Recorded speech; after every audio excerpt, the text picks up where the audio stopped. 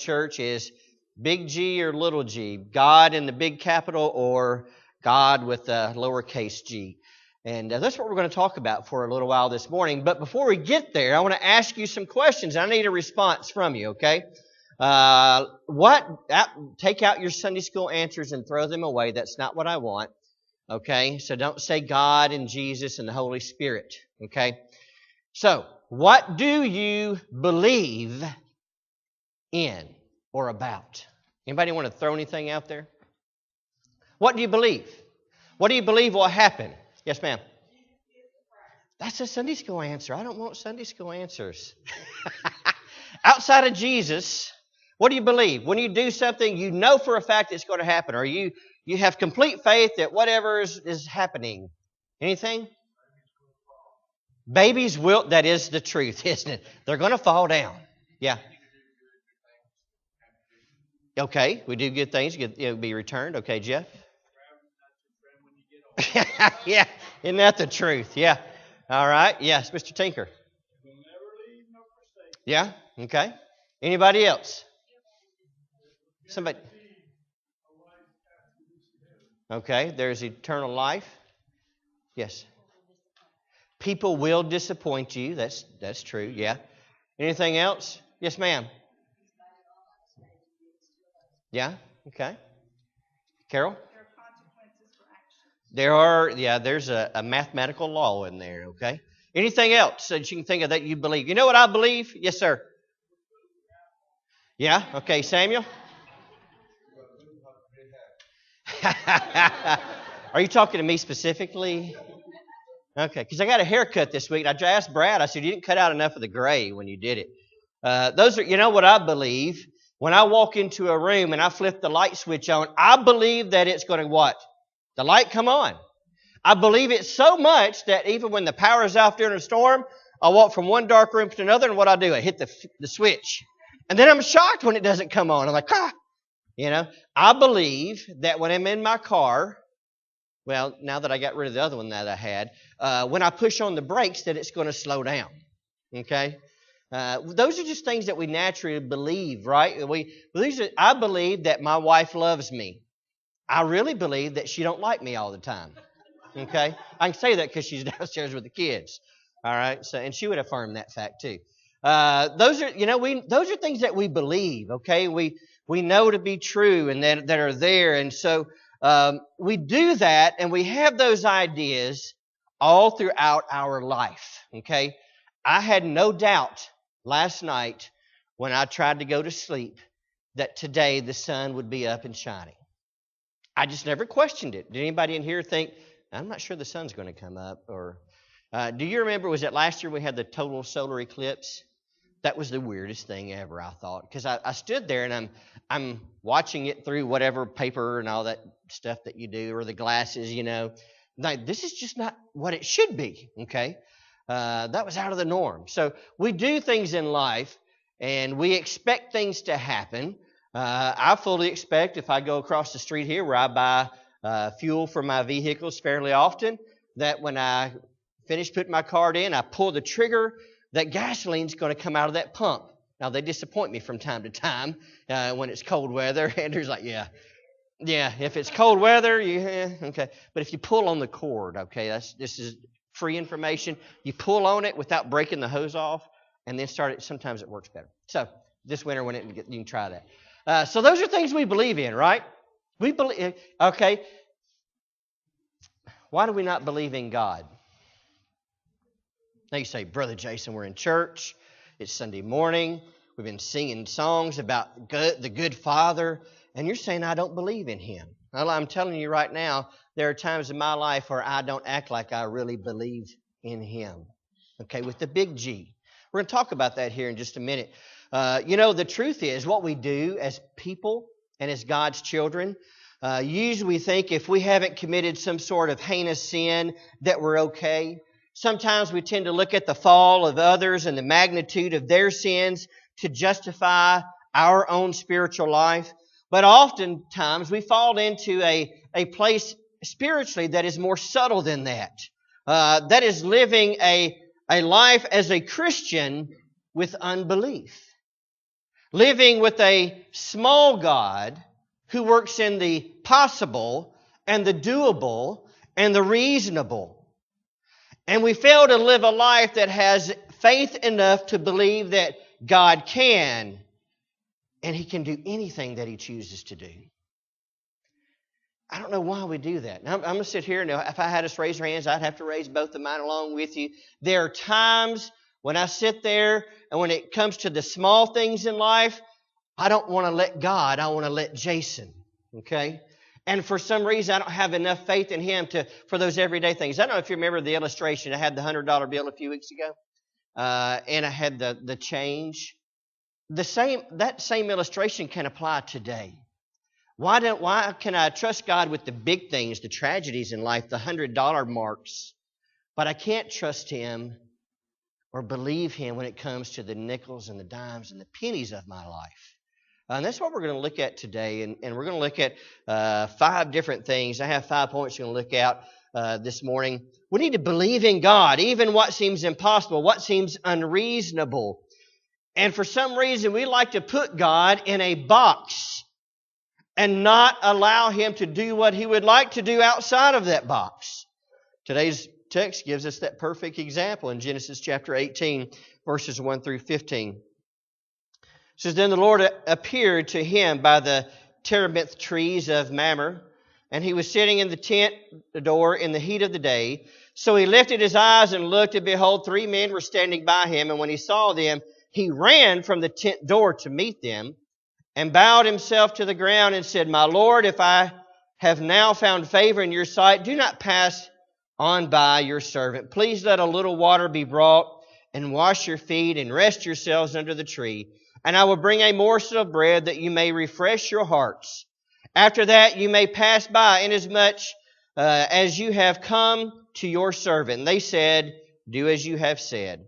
So Abraham hurried into the tent to Sarah and said, Quickly make ready 3 measures of fine meal, kneaded, and make cakes. And Abraham ran to the herd, took a tender and good calf, and gave it to a young man, and he hastened to prepare it. So he took butter and milk and the calf which he had prepared, and set it before them, and he stood by them under the tree as they ate. Then they said to him, Where is Sarah your wife? And he said, Here in the tent. And he said, I will certainly return to you accordingly to the time of life, and behold, Sarah your wife shall have a son. Sarah was listening in the tent door which was behind them. Now Abraham and Sarah were old, well advanced in age, and Sarah had passed the age of childbearing.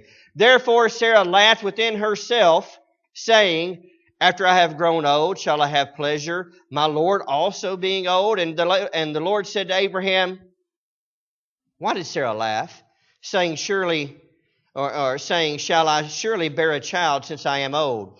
Is anything too hard for the Lord?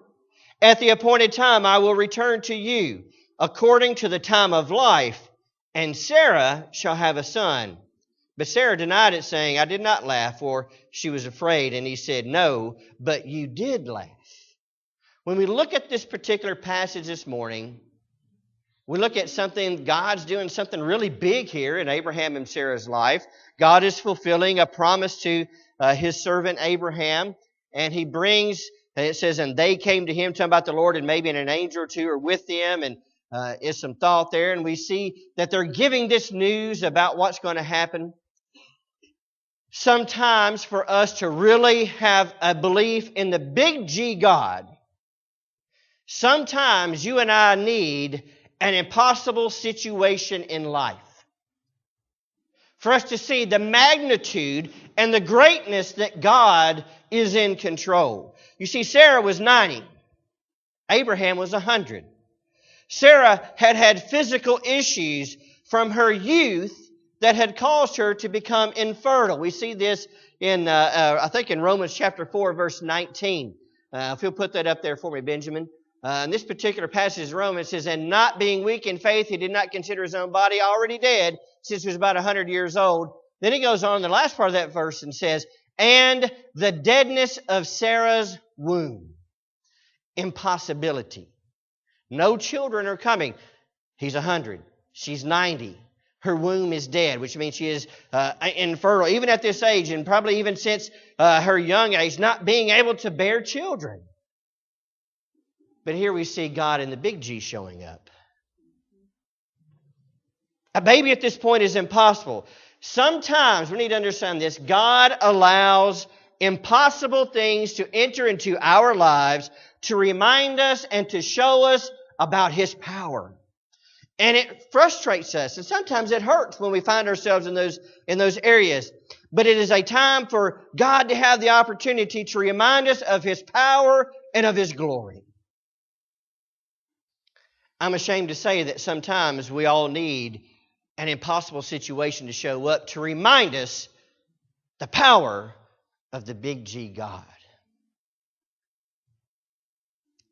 Unfortunately, it's a lot easier to believe in the power of the big G God during those times of difficulty or in those times of impossibility than it is perhaps when things are going very well.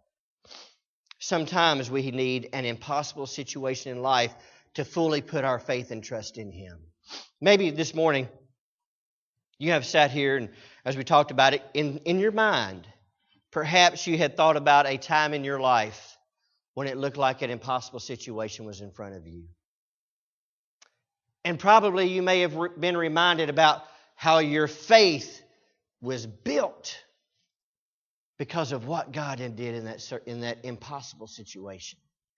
Sometimes God allows those situations to arise to show us how great He is, to show us about His mercy and His love and His power and His glory.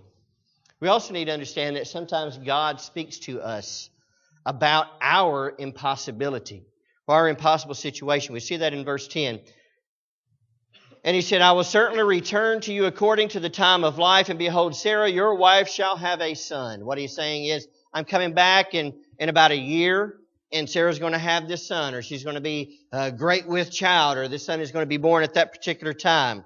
God promised Abraham that He was going to make a nation out of him years prior to this. But he had no children, and the fulfillment of God's promise now looked to be impossible because he and Sarah were unable to have any children. We go back, we see in chapter 17, we may look at it a little bit later, depending on time, how he said, well, Lord, there's Ishmael. And He's like, no. That's not what I'm talking about. I am going to have a son through you and Sarah to make this great nation. God speaks to us about our impossible situation that is there. I don't know about you, but I remember in times of my life when things look very difficult, and we hear God speak to us, and it's like, hey, don't you remember? I'm the one in control here. You're not the one in control. And sometimes for whatever reason, it's easier for us to just kind of let go of that situation when it seems like it's impossible, because we know there's nothing that we can do to affect the situation to go ahead and say, okay, Lord, it's yours. We also need to be careful of how we respond to God when He speaks to us during these impossible situations.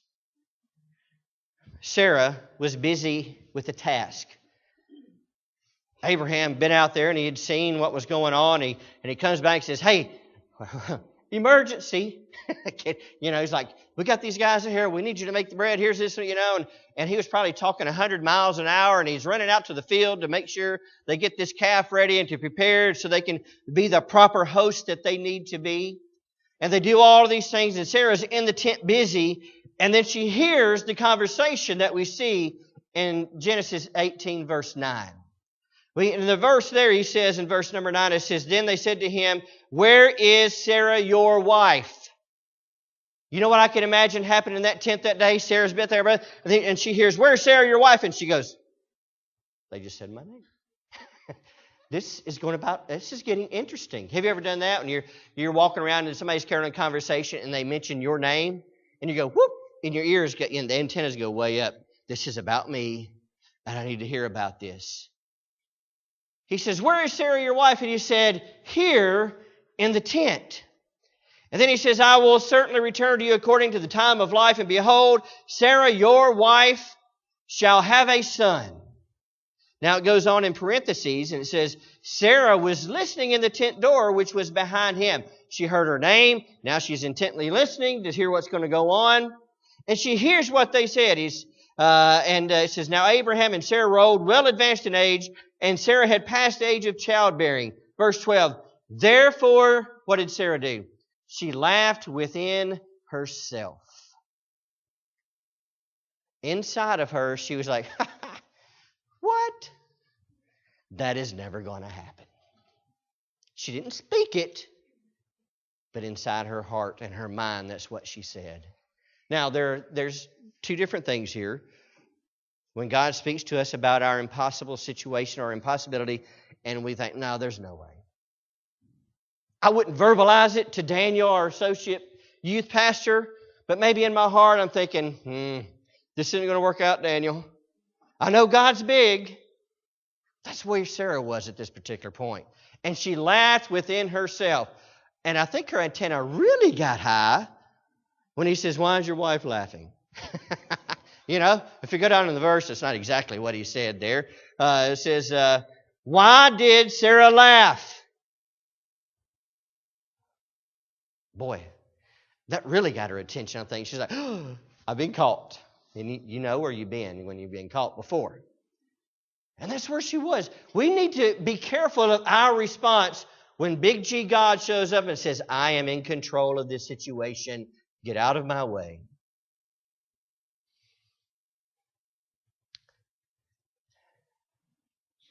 God can do anything. It's whether or not I believe that He can. You see, at this point, Sarah, her faith was a little lacking. She's like, I don't know. Maybe they don't understand my age. Maybe they haven't seen me because I've been in the back of the tent. They don't understand who they're talking about. She responded with doubt. Let me ask you this. How many times in our life, our daily walk, and the pennies and the nickels and the dimes of life, do we doubt God? I'm guilty. I know you're guilty as well as I am. Because I want to think that I need to be the one to rectify this situation. I need to be the one that steps in. I need to do this instead of saying, Lord, you got my nickels and my pennies. You've also got the impossible situations as well. See, we can't point too many fingers at Sarah because we do the very same thing in our own lives. Many times we don't think God can do the impossible in our life. And many times we don't think that God cares enough to do the things that are not quite impossible in our life. The fourth thing is being able to activate God's power in our life sometimes takes crazy obedience. Crazy obedience. Has God told you to do something that seems totally irrational? And Lord, that doesn't make any sense whatsoever. He does. I don't know why He does it. I think He does it to stretch our faith, to show us how strong we are, show us how great and powerful and mighty He is. Sometimes He tells us to do things that are... Abraham and Sarah were both too old to produce a child. They couldn't do it. They were physically unable. And God was asking them to do something illogical. Abraham, in his age, couldn't produce children. Sarah, in her age and her dead womb, could not bear a child. But God said, you're going to have a child. Illogical. What illogical thing has God told you to do? Lord, this does not make any sense whatsoever. I think back in my own life, for 2 years, my pastor preached why I should be a preacher. That's what I heard. That's not what he preached, but that's what I heard him saying. 2 years. I was like, Lord, that is illogical. Number one, I can't stand up there and teach. I'm unable to get up in front of people and do that. I can stand up in front of them and talk to them how they need to spend, millions of dollars or whatever with our company, but I can't say, Lord, I'm not doing a Bible lesson? Maybe kids or teenagers. I could do that. But adults? Christy would tell you when we first met, I was Very, very shy. And I still have to fight that sometimes of being quiet and all of that. God said, no, this is what I want you to do. I'm like, Lord, you're not thinking this one through all the way. It's illogical. Why would I want to quit my job and my career to be a preacher? Our church has a preacher. Till he retired. And then it came Jason's turn. Illogical things that he causes us or wants us to do. We also need to understand that God does the impossible, but only when it is His will. He does it. He doesn't do it if it's not His will. God had it planned all the way back when Adam and Eve were walking the earth that He was going to tell Abraham, I'll make a great nation out of you and your wife Sarah, and this is what's going to happen. The plan was there all along. And it was His will that it happened. If you go back to Genesis chapter 17, starting in verse number 15, then God said to Abraham, as for Sarah, your wife, you shall not call her name Sarah, but Sarah shall be her name. And I will bless her and also give you a son. By who? Not his handmaid, but by Sarah. Then I will bless her, and she shall be a mother of nations. Kings of peoples shall be from her. Then Abraham fell on his face and laughed, and said in his heart, a child be born to a man who is 100 years old. And Sarah, who is 90 years old, bare a child. And Abraham said to God, oh, that Ishmael might live before you. Then God said, no, Sarah, your wife, shall bear you a son, and you shall call his name Isaac. I will establish my covenant with him for an everlasting covenant, and with his descendants after him. And as for Ishmael, I have heard before you, behold, I have blessed him, and will make him fruitful, and will multiply him exceedingly. He shall beget 12 princes, and I will make him a great nation. He says in verse 21, but my covenant I will establish with Isaac, whom Sarah shall bear to you at this set time next year. It was God's plan. God can do the impossible when it's His plan. You see, Sarah laughed. She had an unbelieving heart in the beginning. We see that when she laughed inside of her and had the ideas in her mind that God could not do whatever God wanted to do. And in Hebrews chapter 11, verse 11, we see in this particular passage where Sarah has now transformed. It says, by faith, Sarah herself also received strength to conceive seed. And she bore a child when she was past the age, because she judged him faithful who had promised. It's a very important verse. By faith, Sarah herself also received strength to conceive seed. And she bore a child when she was past the age, because she judged him faithful who had promised. You know what? I find it a lot more difficult in my life to trust God with my pennies and my nickels and my dimes than I do when I'm facing an impossible situation to say, okay, Lord, you take over, because I know my hands are empty and I can't do anything about it. But I'm asking you this morning, do you believe in a God with a big G or a little g? There's one way you really can understand and know how this happens, and that is when things are good, life is going well, there's money in the bank, there's food in the cupboard, the kids are healthy. How much do you follow Him during those days? That tells us how much faith we have in Him. Then instead, in the time of the impossible situation, and we can't do anything about it, we have nowhere else to turn but to God to affect that situation. Man, I'm guilty. I got to tell you. I'm human. I'm not special. Just because I'm a preacher doesn't mean that I'm immune to all that stuff. When things are going good, I feel like, hey, I've got this thing under control called life. And that's when we prove out who we are, who we believe in, the big G God or the little g God.